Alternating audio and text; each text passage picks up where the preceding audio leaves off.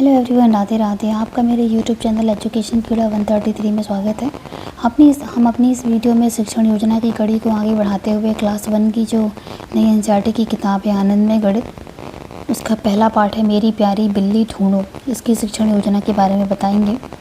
तो जिसमें हमारा लर्निंग आउटकम में बच्चों को ऊपर नीचे दूर पास कम ज़्यादा अंदर बाहर की अवधारणा का पूर्व ज्ञान है, बच्चों को संख्याओं का पूर्व ज्ञान है। हमारा प्रकरण रहेगा मेरी प्यारी बिल्ली ढूंढो, ये हमारा संख्या पूर्व अवधारणा है। सहायक शिक्षण सामग्री पे पाठ्य पुस्तक, गणित किट, टीएलएम और कंकड़ इत्यादि होगा। सीखने सिखाने की अधिगम प्रक्रिया में हमारा 4 कॉलम बनेगा, जिसमें क्रम, संख्या, प्रकरण, समय और आकलन रहेगा। हमारा पहला चरण है शिक्षण के शुरुआत में, जिसका समय होगा 5 मिनट।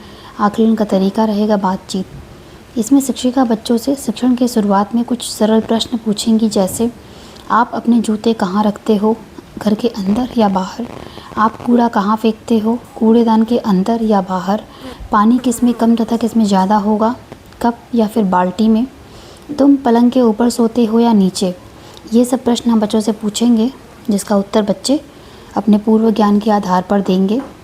इसके बाद हमारा दूसरा चरण है शिक्षण के दौरान, जिसकी समय सीमा है 25 मिनट और इसका आकलन का तरीका है बातचीत और सहभागिता। सबसे पहले शिक्षिका पुस्तक में आई कविता को बच्चों को समझाएंगी और बच्चों के विचारों को जानेंगी। इसके पश्चात शिक्षिका बच्चों को गतिविधि करवाएंगी। हमारी गतिविधि है आओ खेलें, वस्तुएं ढूंढें। इसमें शिक्षिका बच्चों को 2 समूह में बांट देंगी, समूह ए और समूह बी। समूह ए के बच्चे सफ़ेद चौक, लाल ब्लॉक्स, हरी ब्लॉक्स इत्यादि कुछ वस्तुएं अपने आसपास छिपाएंगे तथा समूह बी के बच्चे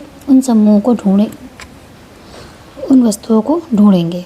इसके पश्चात शिक्षिका बच्चों को अंदर बाहर दूर पास ऊपर नीचे जैसी शब्दावली का प्रयोग करके वस्तुओं को ढूंढने के लिए कहेंगी, जैसे सफ़ेद चौक ढूंढिए जो बोर्ड के पास है और मेज़ के नीचे है।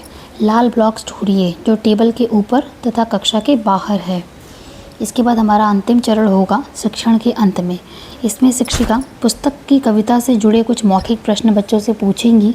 इसका समय होगा 10 मिनट और आकलन का तरीका होगा प्रश्नोत्तरी।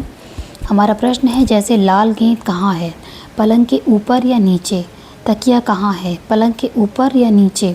गाय कहाँ है, घर के अंदर या बाहर? इसके बाद हमारा गृह कार्य है, जिसमें पाठ की कविता को घर से पढ़कर आना है। और आगामी शिक्षण योजना में शिक्षिका शिक्षण के दौरान आने वाली कठिनाई के आधार पर शिक्षिका आगामी शिक्षण योजना बनाकर कार्य करेंगी। यहाँ पे हमारा ये शिक्षण योजना जो है वो समाप्त होती है। मेरे वीडियो को अंत तक देखने के लिए धन्यवाद।